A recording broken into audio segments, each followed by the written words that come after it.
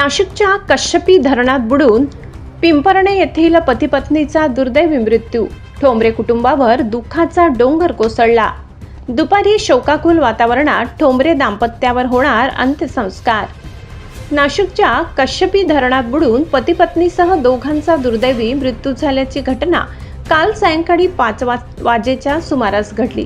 सचिन ठोंबरे, रोहिणी ठोंबरे, केतन पवार, कौशल्य पवार अशी मृत्यू झालेल्या चौघांची नावं आहेत. याबाबत मिळालेली सविस्तर माहिती अशी की संगमनेर तालुक्यातील पिंपरणे येथील सचिन ठोंबरे हे आपल्या पत्नी आणि दोघा मित्रांसमवेत कश्यपी धरण परिसरात फिरायला गेले होते.